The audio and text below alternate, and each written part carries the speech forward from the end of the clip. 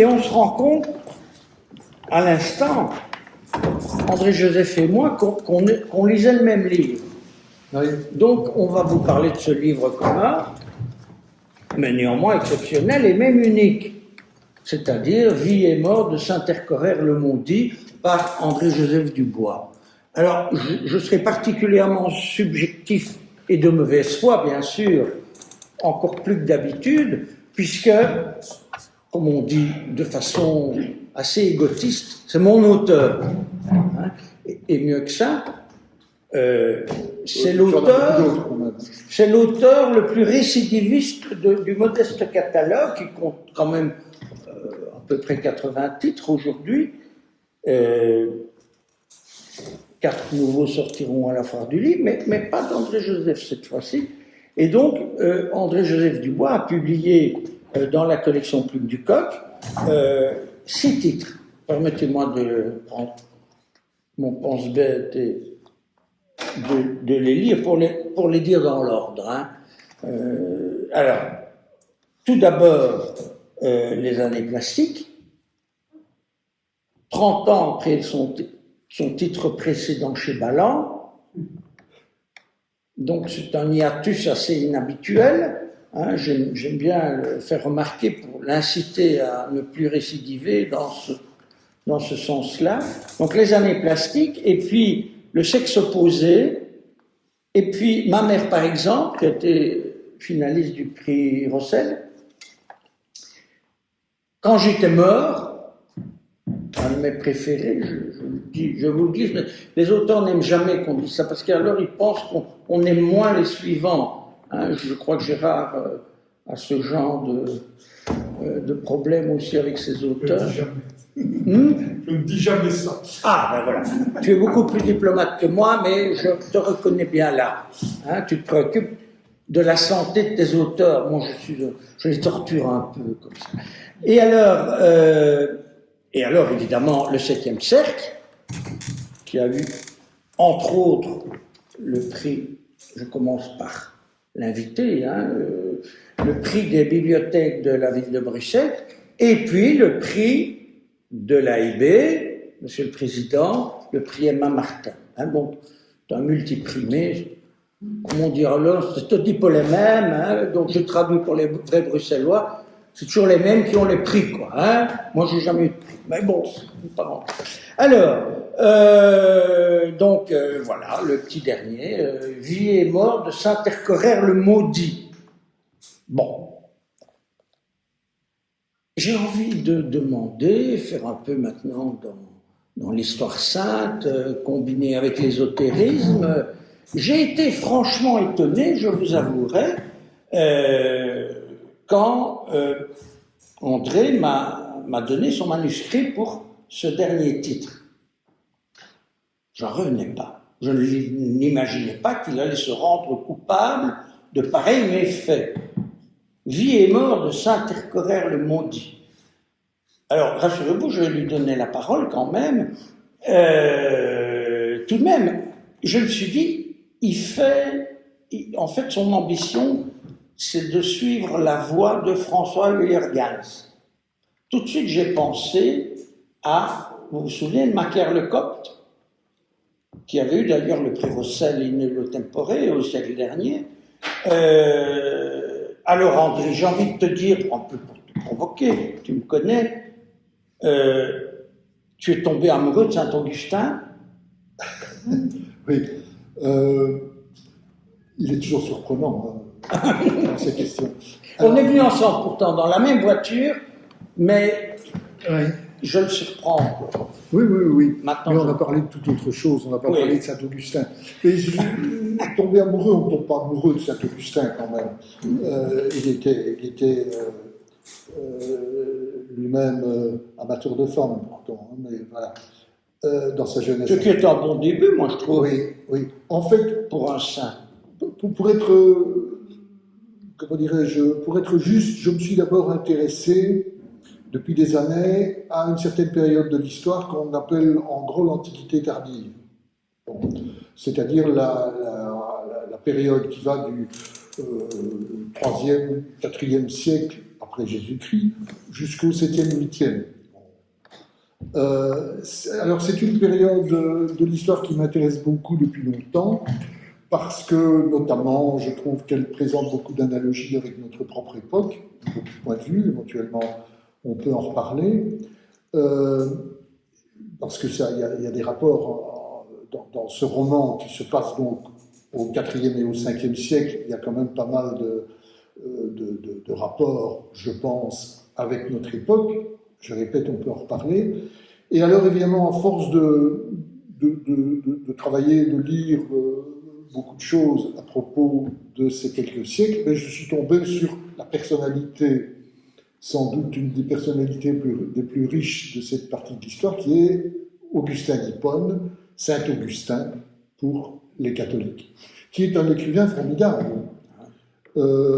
C'est un écrivain tout à fait remarquable, tant par ce qu'il raconte que par sa prose elle-même.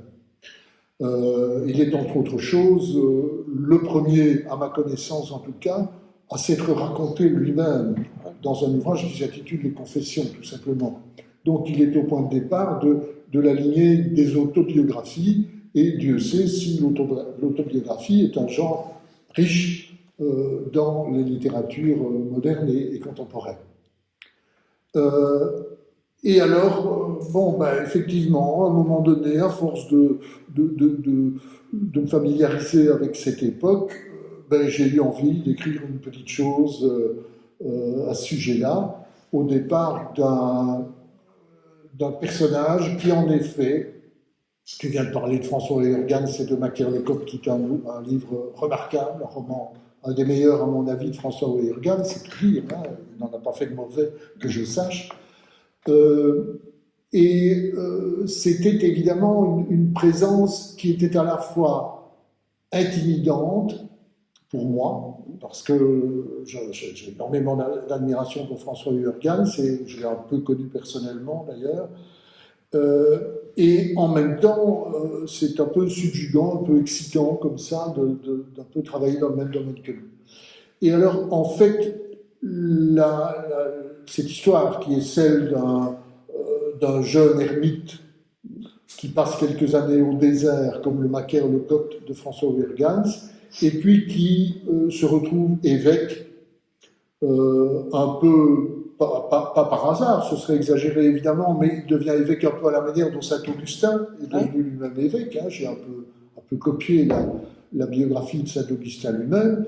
Hein. Saint Augustin a été élu par surprise, en quelque sorte, à Hippone pour devenir évêque, alors qu'il était là-bas, il n'avait même pas l'intention d'y rester. Il était là pour quelques années, le temps de créer une école, etc. Mais il n'y a pas demandé son avis, on l'a élu évêque, il s'est retrouvé pour le reste de sa vie, évêque d'Hippone. Bon, c'est un peu ce qui arrive à mon personnage, qui est un personnage, j'insiste là-dessus, tout à fait imaginaire. Hein. Il ne faut pas chercher dans le calendrier, il n'y a pas de saint intercorrère, ça n'existe pas, c'est un nom qui est entièrement fabriqué. Ce personnage donc a une expérience d'abord d'ermite pendant quelques années, et c'est là évidemment que je me suis retrouvé sur le terrain de François Hurgans. Et c'est tellement clair et tellement évident que j'y fais allusion. Hein, il y a un petit passage, peut-être que d'un coup de pouce je vais retrouver absolument de quoi il s'agit, mais où je cite notamment tous les... Voilà, c'est ça. Je me permets quelques lignes de lecture. Donc, Terquerer vient d'arriver dans son désert, là où il compte s'illustrer en tant qu'ermite, pour autant qu'un ermite s'illustre à quelque chose, puis qu'il n'y a personne pour le voir, en principe. Alors, Terquerer connaissait ses illustres prédécesseurs, les récits mentionnant les pratiques de Macaire, dit le Copte, nous y voilà, ou le boulanger, c'était l'autre nom de ce personnage historique, Macaire le Copte. François Hurgans, là, a parlé de quelqu'un qui a véritablement existé. Donc de Macaire dit le Copte ou le boulanger, de l'autre Macaire, parce qu'il y a eu plusieurs Macaires ermites, qui lui est surnommé le Grand, ou d'Antoine du Désert, soumis à la tentation, tous lui étaient familiers. Il prit goût aux mortifications, etc., etc. En fait, je n'irai pas jusqu'à dire que l'érémitisme, comme on dit, donc la situation de l'ermite, je n'irai pas jusqu'à dire que c'était une mode à l'époque. Le mot ne convient pas vraiment pour ce genre de sport. Mais un mode de vie, en tout cas. Mais c'était au moins un mode de vie, oui, et qui a eu un grand succès pendant plusieurs siècles. Alors, je ne dis pas que les déserts étaient peuplés d'ermites, ce qui serait une situation tout à fait paradoxale, mais enfin, bon, énormément de jeunes gens, emportés par leur foi, ont connu des expériences d'ermites avec des variantes. Il y en a qui s'enfermaient dans des espèces de bunkers et n'en sortaient jamais. Il y en a d'autres, au contraire, qui ne voulaient rien au-dessus de leur tête, etc. etc. Bon, donc, tous les cas de figure étaient possibles. Et pendant, en fait, simplement quelques pas, je n'ai pas compté, mais enfin, mon personnage va donc connaître cette vie d'ermite, et puis il va passer à autre chose, devenir évêque, etc., etc., et être mêlé à toute une série d'épisodes tout à fait historiques. Il y a assez peu d'inventions, finalement. Je me suis surtout servi de choses que j'ai rencontrées dans mes lectures relatives à l'histoire de l'époque. Il va connaître, par exemple, les invasions des Vandales, etc., etc. C'est une période très riche en événements extrêmement divers, et le personnage de Terquerer va donc naviguer au milieu de tous ces événements. Oui. Alors, c'est bien. Merci André. Moi, j'aimerais... en fait, j'ai appris des tas de choses, non pas sur les pays du désert, j'avoue, qui m'intéressent aussi un peu, mais je n'ai pas de connaissance encyclopédique. Mais le vrai du faux, à vrai dire, bon, il m'avait affranchi d'emblée, hein, quand il m'a donné son manuscrit, j'ai découvert ça avec étonnement, avec surprise, avec plaisir aussi, en me disant, mais où va-t-il me perdre dans le désert, bien sûr, mais vous avez compris que c'était un désert habité. Enfin, il y a quand même de sacrés personnages, parce que quand il est évêque, là, ça devient un homme de pouvoir, d'une certaine façon, malgré lui. Je crois d'ailleurs savoir que tu as dit tout à l'heure qu'il était devenu évêque sans le vouloir, comme d'autres figures réelles. Hein. On a parlé de Saint-Augustin, mais enfin, c'était presque habituel à l'époque. Les évêques ne faisaient pas carrière et on les bombardait parfois, évêques. En fait, c'était encore une société très démocratique. Ces premiers pères de l'Église se retrouvaient comme ça, portés, conduits par le doigt de Dieu et portés parce qu'on leur bottait les fesses pour les faire devenir évêques, parce que ce n'était pas toujours cette position de leader, le vilain mot, n'était pas toujours enviable, parce que on voit que Terquerer passe par des épreuves épouvantables. Hein. Dans le désert, il était bien tranquille, somme toute, il s'imposait ses propres mortifications, enfin, il les choisissait. Quand il avait de la visite, c'était un lion qui faisait copain-copain avec lui. D'ailleurs, il a une bonne tête, hein, le lion Terquerer. Peut-être pas le même, enfin bon. Et on a du mal avec les illustrations de couverture, hein, Gérard. Bon. Et bien, là, il va se retrouver avec des fidèles qui sont de drôles de pistolets, ces fidèles. Oui, de drôles de paroissiens. Oui, on peut dire, oui. Enfin, oui, il ne maniait pas encore. Mais l'arme blanche, il connaissait, et puis et surtout la façon de faire souffrir le corps, il connaissait aussi. Son propre corps, mais celui aussi des ouailles. Oui.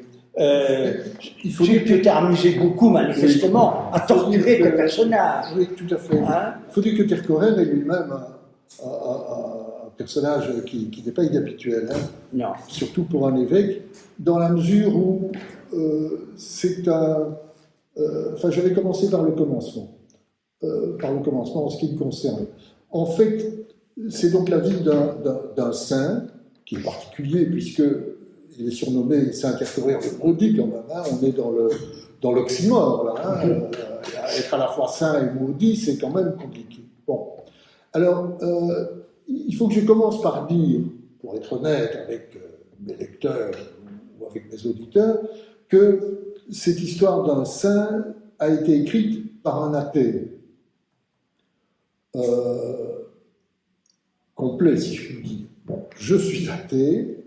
Ça signifie donc que mon rapport à la religion est un rapport extérieur. En fait, la religion, pour moi, qui ne croit absolument pas en Dieu, ni à quoi que ce soit qui approche l'idée d'un Dieu, pour moi, le phénomène religieux, le phénomène de la foi religieuse, est un phénomène tout à fait étrange, que je ne partage donc en rien, que je n'éprouve absolument pas, mais que je trouve fascinant en tant que processus humain. Donc, les religions, en général, m'intéressent beaucoup, mais je répète, d'un regard extérieur. Un personnage comme saint Augustin, qui a été d'abord, non pas athée, mais enfin d'une religion plus ou moins exotique, peu importe, qui s'est converti alors qu'il abordait la trentaine, c'est-à-dire qu'à l'époque, il était à peu près à la moitié de sa vie, il en approchait, il a vécu fort vieux en dépassant la septantaine, fort vieux pour l'époque, mais enfin, bon. Et alors, c'est un personnage, je répète, qui, comme les religions, me fascine doublement. Et alors, j'ai imaginé un personnage qui, à la fois, et évidemment à la fois, je ne joue pas sur le mot, mais ça se trouve comme ça, qui à la fois, bien entendu, mais qui, en même temps, déteste les hommes, plus exactement leur en veut de ne pas être parfait. C'est-à-dire de ne pas arriver à être à la hauteur de la religion chrétienne qui est la leur. Donc son attitude est tout à fait ambivalente, à la fois en tant qu'évêque, puisqu'il devient évêque, en tant que prêtre, il veut évidemment aider les hommes à s'élever, mais en même temps, il ne les supporte pas à cause justement de leurs péchés. Et ça, c'est un truc qui m'intéresse également. Ce sont ces attitudes qui peuvent être religieuses ou non, d'ailleurs. Ce n'est pas le propre des religions. On a connu des mouvements politiques, des idéologies qui étaient exactement du même ton.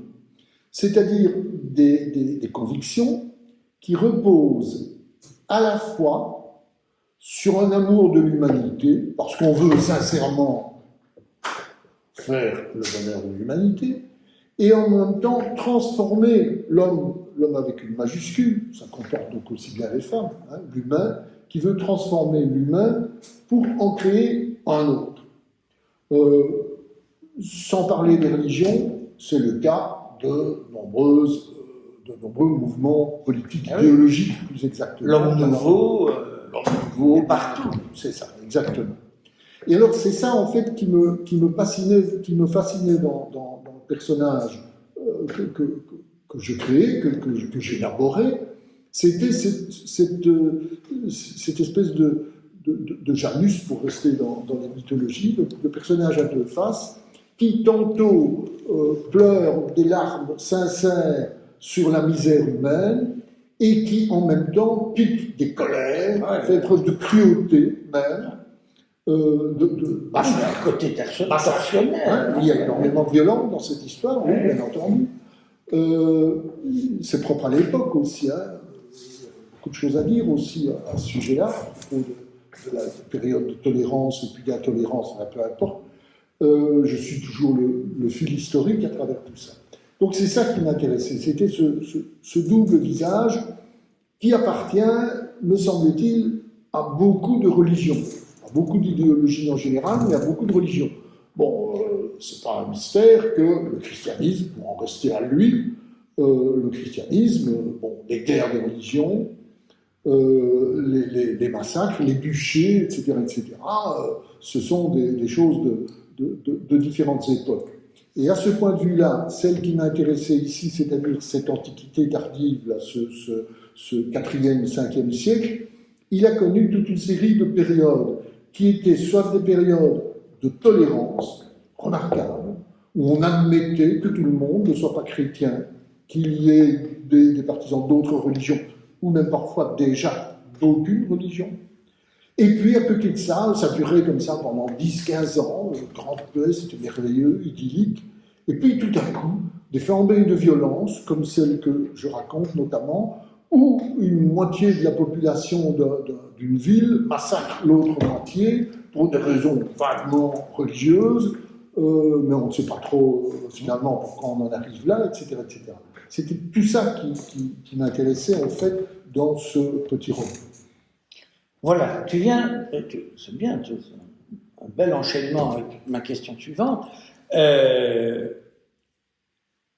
Justement, tu viens à l'instant de prononcer le mot roman. On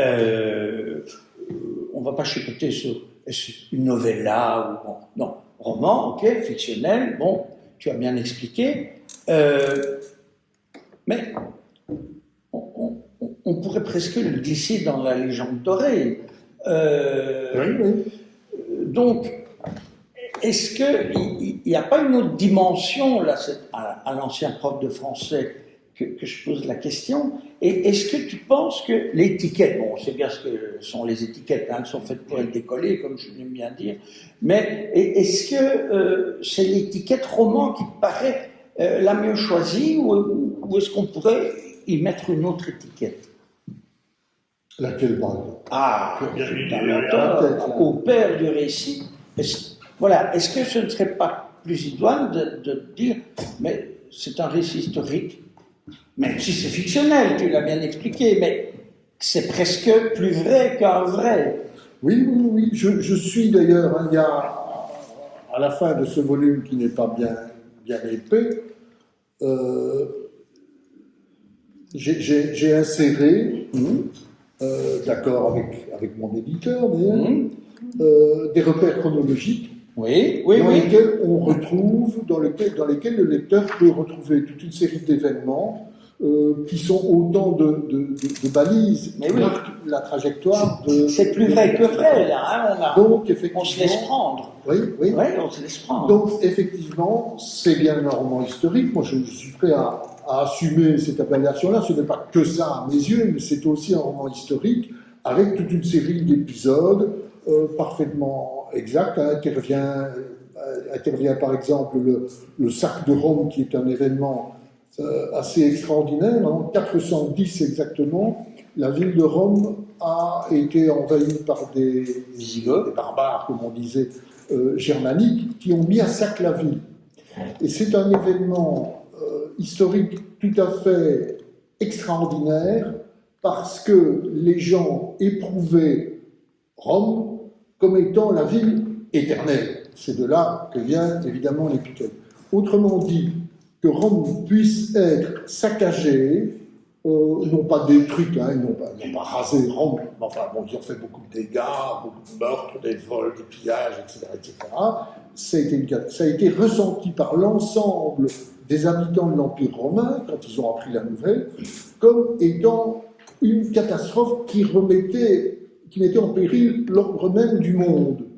C'était le centre du monde, Rome, qui était atteint par la violence, par la barbarie. Et c'est un événement, je parlais tout à l'heure des analogies que je trouve à cette époque avec la nôtre, c'est un événement qui évoque pour moi, mais l'épisode des 2 tours new-yorkaises de septembre 2001, où la capitale du monde, en tout cas du monde occidental, New York, a été atteinte. Ce sont les 2 fameux attentats, et nous avons, je crois, tous éprouvé cela comme un coup porté au cœur même de notre civilisation. Eh bien, cet événement de 410 que j'aborde ici par l'intermédiaire de mon personnage, c'est un peu l'équivalent à l'époque. Ça fait partie de ces analogies qui m'ont intéressé. De même, d'autres invasions barbares. C'est une époque, oui. Dans un bassin méditerranéen où les voyages étaient permanents, les échanges. Il suffit de lire les Actes des Apôtres, Ouais, bien sûr. Hein. autres récits historiques où on voit que On se déplace. enfin, Paul, dans ses épîtres, il bouge tout le temps. Oui, oui, tout à Et alors on dit, comment est-ce qu'il bougeait tellement? On bougeait tellement bien qu'on bougeait plus facilement que dans certains pays du bassin méditerranéen d'aujourd'hui. Or, vous allez voir pourquoi j'arrive là, auprès d'un certain barbare. Oui. Un barbare que je fais venir du Grand Nord, en quelque sorte. Oui. Pour l'époque, on trouve même un Belge. Oui. Oui. C'est un clin d'œil. C'est un clin d'œil, oui, dont tu es un peu responsable. Je vais venir à cette histoire d'un Belge qui se retrouve dans Pourquoi est-ce qu'il y a un Belge dans cette histoire? C'est un peu un gag et c'est un peu à cause de toi d'ailleurs. Oui, complètement, j'assume. Oui. Mais c'est parce que tu as parlé avant ça d'invasion barbare. Oui. Alors je te reprends, parce que c'est un mot que les historiens contemporains ne supportent absolument pas. Oui, enfin, on a l'âge d'avoir tous fait du latin, c'est Barbaros. C'est ça, voilà. Oui, tout à fait. Mais c'est une époque en réalité de migration. Oui, bien sûr. Et là encore, évidemment, on voit bien l'analogie avec notre époque, où de nouveau les migrants sont devenus des personnages tout à fait essentiels dans notre histoire contemporaine. Les invasions barbares, bon, c'est comme ça qu'on me les a racontées quand j'étais potache, et un certain nombre d'entre vous aussi, parce que je soupçonne que nous sommes quelques-uns à mijoter dans les mêmes âges ou à peu près. Bon, moi, je m'imaginais quand j'étais gamin qu'on parlait de ça, vous savez, une espèce de ligne de type à cheval avec des cheveux parfaitement hirsutes, même quelques crânes suspendus à l'encolure de leur cheval, et alors tous en rang, et tous l'un brandissant son glaive et disant en avant, et au galop, on envahissait l'Empire romain. C'est pas comme ça que ça se passait. C'était des familles entières, des peuples entiers qui, avec des chariots et tout leur bagage, toute leur vie en quelque sorte, avec les femmes et les enfants, se déplaçaient pour aller dans des régions qui leur paraissaient beaucoup plus accueillantes, où ils pourraient s'établir pour la vie, vivre un peu mieux qu'ils ne le faisaient dans leur région lointaine, etc., etc. C'est-à-dire des migrants comme ceux que nous connaissons aujourd'hui à notre époque. Là, c'est encore de nouveau une analogie en quelque sorte avec notre époque. Et j'aime bien ce genre de jeu dans ce petit roman. Et alors, le Belge. Bon, venons-en à lui quand même. Hein. Alors, qu'est-ce qu'il fiche là? Eh bien, en fait, quand j'ai terminé le roman et que j'ai donc envisagé de l'envoyer à mon éditeur pour sa collection Le Plume du Coq, je n'en étais pas à mon premier fait, en quelque sorte, je me suis dit, oui, mais quand Christian Liebens, pour la première fois, m'a parlé de ce projet, c'était encore un projet à l'époque, de créer une collection littéraire sur les Plumes du Coq, il s'agissait de créer des romans, de publier des romans qui auraient pour auteur des Belges. Mais des Français aussi, il y en a plusieurs dans la collection. Et où on parle de la Wallonie. Oui. Et je me disais, moi je vais lui proposer... Vas-y. Je vais lui proposer un roman où on est en Afrique du Nord pendant de la première page à la dernière. Je me dis, je le connais, quand même, je le pratique depuis des années maintenant, il ne va pas être content du tout, il va fermer la porte proche, ça va connaître la galère, etc. Bon. Et alors j'ai imaginé, pour lui faire plaisir, de quand même placer quelqu'un qui soit non seulement un Belge, mais qui est né tout près d'une rivière qui s'appelle, en celte, en gaulois de l'époque, qui s'appelle, je le prononce à peu près correctement comme ça devait se prononcer à l'époque, Ourthe. L'Ourthe. Même à Bruxelles, ça dit peut-être vaguement quelque chose, bon, mais vous connaissez sous l'orthographe O-U-R-T-H-E, bon, c'est la rivière qui rejoint la Meuse à Liège. Et en réalité, l'origine étymologique, croit-on, les étymologies, ça fait un peu partie de mon métier. C'est plus souvent de la poésie que de la géographie. L'histoire est tellement belle que j'ai décidé de l'adopter. Ça viendrait d'un mot gaulois qui signifie rivière rapide. Et effectivement, l'Ourthe, on l'a encore vu il y a quelques jours, quand elle se déchaîne, tu en sais quelque chose. J'en sais quelque Toi, chose. c'était pas l'Ourthe, mais enfin, c'était à peu près. C'est un affluent direct. Voilà. Donc, Et alors, ça m'a amusé à un moment donné qu'un centurion qui vient en Afrique, qui est envoyé en Afrique du Nord, donc auprès de Terre Coraire, soit un Belge, il y en avait, hein, dans les légions romaines, il y avait de tout, sauf peut-être des Romains, justement, à l'époque. Hein. Il n'y a que ça qu'il n'y avait plus. Et alors, voilà, donc c'est un gag, en quelque sorte, une espèce de clin d'œil fait à ceux qui connaissent la vocation première des pubs du Coq, et notamment à mon auditeur. Voilà pourquoi. C'est amusant parce que, on est entre nous, quand on a pensé cette collection avec Olivier Weyrich, nous étions trois. Il y avait Alain Bertrand, dont certains se souviennent, je pense ô combien. Alain Bertrand, magnifique styliste, bel écrivain, passionné de littérature et de notre littérature. Et on a réfléchi, on s'est dit, on veut faire une collection de vraie littérature, pas de... Voilà, mais ça, c'est pas la peine de publier des choses qui se passent à New York, ou à Pékin, ou à Tokyo, avec des histoires de drogue internationales. Nous, on veut publier des fictions romanesques, des nouvelles, qui ont, non pas ligne d'horizon, mais comme présence de passage ou des racines ici.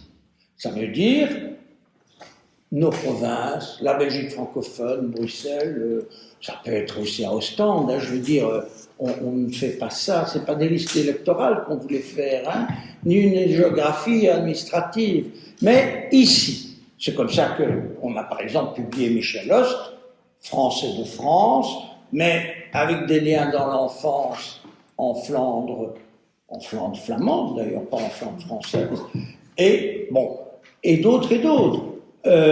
Mais il y a toujours un épisode qui a trait peu ou prou à nous.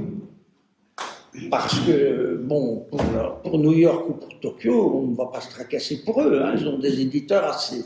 Le problème ici est plus au niveau de l'édition, et Dieu sait combien c'est difficile, hein, je me tourne vers Gérard pour faire vivre de la littérature en Belgique avec une ambition raisonnable, c'est très compliqué, pardon. Mais je ne vais pas entamer un lamento, au contraire, c'est une aventure passionnante, même si elle demande beaucoup de travail et de ressources de tout ordre. Mais voilà ce que je voulais dire. On a pensé à ça, Alain, Bertrand, Olivier Weyrich, l'éditeur, et moi.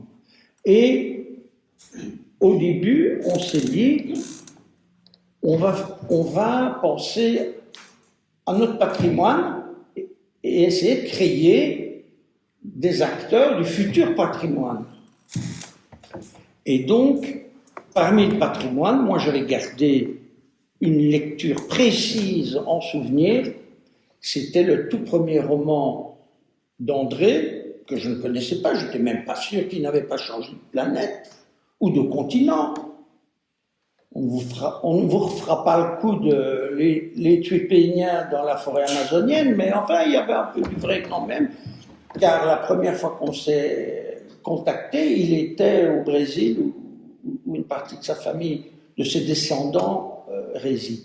Et donc, pour moi, L'œil de la mouche était vraiment un roman marquant dans l'identité belge francophone en Wallonie, dans une certaine Wallonie.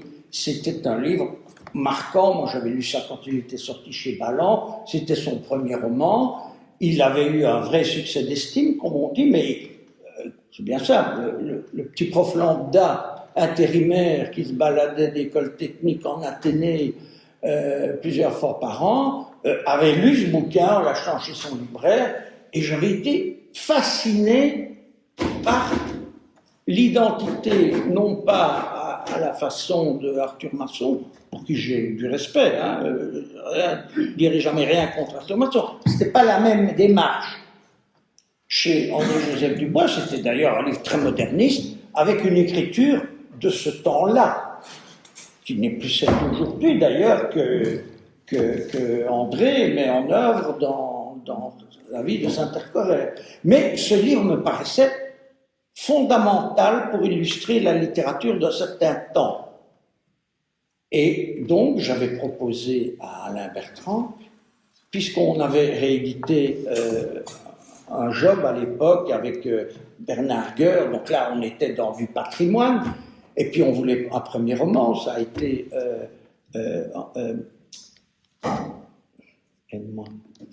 Frédéric Sanen. Bon, voilà, c'est les trois premiers, et puis tout de suite, je pense au patrimonial suivant, et je pense à L'œil de la mouche d'André, parce que bon, je me dis, s'il est toujours de ce monde, il va falloir négocier l'accord de l'auteur. Et il était toujours de ce monde. Et il était toujours bien là, et vous voyez, dans un état impressionnant de fraîcheur juvénile, toujours aussi britannique, donc voilà.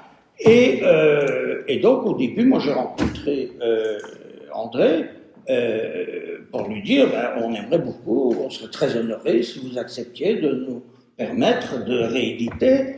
Et puis voilà, les choses se sont enchaînées quand il m'a dit, à la fin de la visite, c'était conclu sur de bons espoirs, il m'a dit, un peu comme il avouerait un péché véniel, mais néanmoins un peu honteux, vous savez, j'ai continué à écrire. 30 ans de silence, 30 ans de fond de tiroir. C'était pas des fonds de tiroir, c'était le début de la présence importante en nombre et combien en qualité d'André-Joseph Dubois dans le catalogue de la collection Plume du Coq. Voilà comment les choses se sont passées. Et donc, quand il m'a donné ça en me disant « Oui, mais il y a un gros problème », me dit-il. Il n'y a pas de Belges, et ça se passe en Afrique du Nord. Merde. Voilà. Et donc, voilà. Pour vous donner une anecdote, je suis trop... Oui, bon. Alors, je clôt, simplement, vient de sortir, et il sera présent à la fin du livre, un roman un gros roman, historique et en même temps très contemporain, Ce que le fleuve donne à la plaine, d'Alain Lallemand, journaliste du soir que vous connaissez. Alain Lallemand m'a donné ce roman qui se passe en Crimée il y a 10 ans, et il me dit mais il n'y a pas de Belge. Mais il y avait un policier d'Interpol, etc., qui était hollandais. Eh bien, l'éditeur l'a naturalisé belge. Voilà. Excuse-nous, mais André est tellement passionnant, tout est de sa faute. Voilà. Et à commencer par ce péché mortel, hein, ce pauvre Tercorer, tout de même, tu lui as arrangé une sacrée vie. Oui. Merci à vous. Si vous voulez des catalogues de la collection pour connaître toutes les références bibliographiques d'André, et son premier roman a connu la réédition poche, puisqu'il fait partie de la collection Espace Nord. Voilà, je ne dirai plus rien. Merci à vous.